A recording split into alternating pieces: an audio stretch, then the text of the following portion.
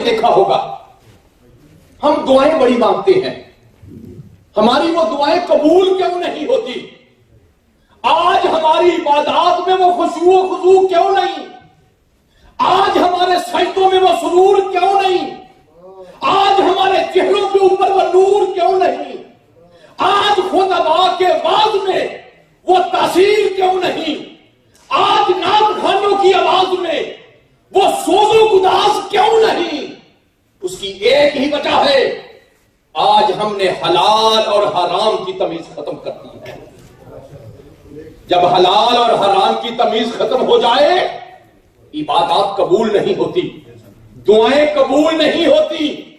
آج ہم نہیں دیکھتے مال کہاں سے آ رہا ہے، یہ مال جوے کا ہے، یہ مال سود کا ہے، یہ مال خنزیر کا ہے، یہ مال شراب کا ہے۔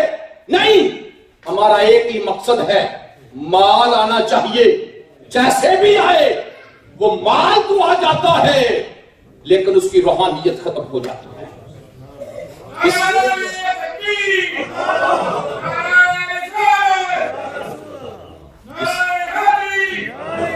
اس لیے اگر چاہتے ہیں کہ عبادات میں سرور آئے تو حلال اور حرام کی تمیز کرو۔ حضرت ابو دجانہ نے اپنے بیٹے کے منہ سے وہ کھجور نکالی تھی، جب باپ اس طرح کا ہوگا اس کا بیٹا کتنا عظیم ہوگا۔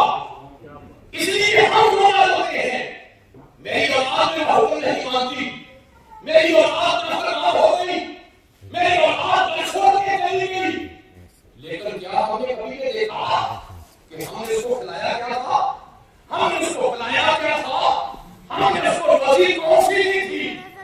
جب ہم حلال اور حرام کی تمیز ختم کر دیں گے پھر ہماری اولاد ایسی ہوگی۔ لیکن اگر ہم اپنی اولاد کو حلال اور حلال کھلائیں گے تو پھر حضرت رسول اللہ جیسا بیٹا جو ہے ان کا تھا اسی طرح بیٹا ہمارا بھی ہے۔ اور دوسری حکمت سب سے بڑی ہے، آج کے دور میں للہیت اور خلوص ختم ہو گیا۔ ہم محفلیں بڑی کرتے ہیں، محفلوں کا اثر نہیں ہوتا۔ کیوں نہیں ہوتا؟ کیونکہ للہیت اور خلوص ختم ہو گیا۔ جب تک ہم خلوص سے محفلیں کرتے تھے، جب تک خلوص سے کوئی بھی کام کرتے تھے، ان کاموں میں روحانیت ہوتی تھی، ان کاموں کا مزہ آتا تھا۔ لیکن آج ہم صرف اور صرف نمود و نمائش کے لیے کر رہے ہیں، آج ہم صرف ریاکاری کے لیے کر رہے ہیں، آج ہم صرف انا پرستی کے لیے کر رہے ہیں۔ جب تک یہ کام ہم اپنی انا پرستی کے لیے، نمود و نمائش کے لیے کریں گے، ان کا کوئی فائدہ نہیں ہے، بلکہ یہ ساری کی ساری چیزیں جن میں اللہ اور اس کے پیارے حبیب کی رضا شامل نہ ہو، کل قیامت کے دن ان کے منہ کے اوپر دے بن جائے۔ اس لیے جو بھی کام کرے اللہ کی رضا کے لیے کرے، جو بھی کام کرے اللہ کے پیارے نبی صلی اللہ علیہ وآلہ وسلم کی رضا کے لیے کرے۔ اور جب ہم اللہ اور اس کے رسول کی رضا کے لیے کریں گے پھر ثمرات بھی نظر آئیں گے، خلوص بھی نظر آئے گا، محبت بھی نظر آئے گی، پیار بھی نظر آئے گا، کیونکہ اللہ کے نبی نے خود فرمایا قل ان صلاتی ونسکی ومحیای ومماتی للہ رب العالمین۔ محبوب خود اپنی زبان سے اعلان کر دو کہ بے شک ان صلاتی، میری نمازیں، میری عبادات، میری قربانیاں، میرا زندہ رہنا، میرا دنیا سے جانا، للہ رب العالمین، سارے کا سارا صرف اللہ کی رضا کے لیے ہے۔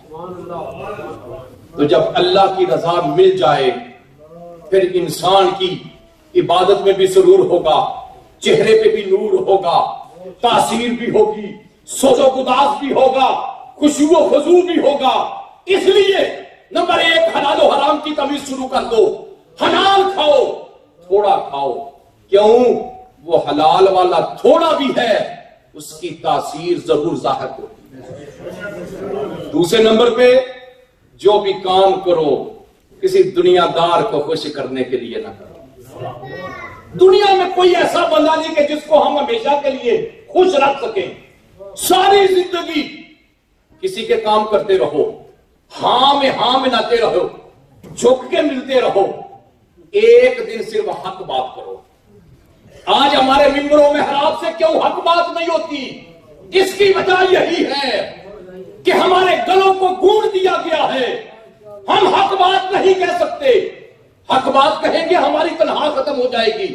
حق بات کہیں گے چھٹی ہو جائے گی. حق بات کہیں گے جرمنی سے نکال دیا جائے گا.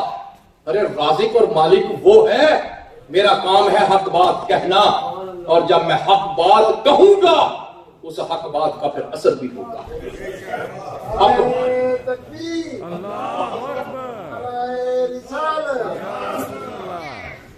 حق بات کہیں گے, سردار کہیں گے, ایک بار نہیں 100 بار کریں گے. اس لیے حلال کے لیے ہمیں سود کے پیسے نہیں چاہیے. حلال کے لیے ہمیں کسی شرابی کے پیسے نہیں چاہیے, کسی جوئے کے پیسے نہیں چاہیے, کسی اور کے پیسے نہیں چاہیے. ہمیں صرف پیسے چاہیے تو صرف اور صرف حلال کے چاہیے. ہم اپنی محافل کراتے ہیں, اتنا خرچ کرتے ہیں, لوگوں کو دور سے بلاتے ہیں.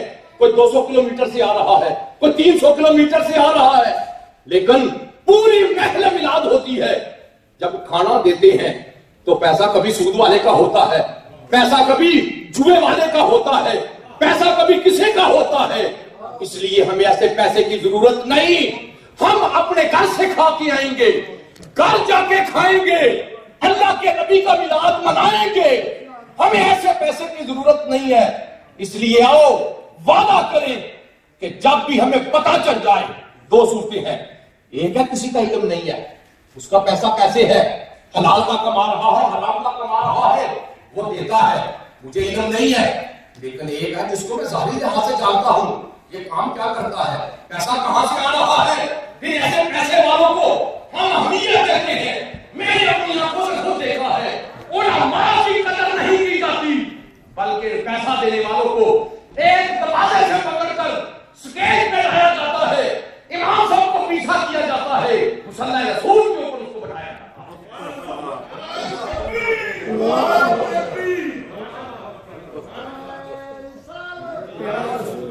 اس لیے ہمیں صرف اور صرف حلال کا پیسہ چاہیے. جہاں بھی حلال ہوگا وہاں برکت ہوگی. اللہ تعالی ہم سب کی آج کی اس حاضری کو قبول فرمائے.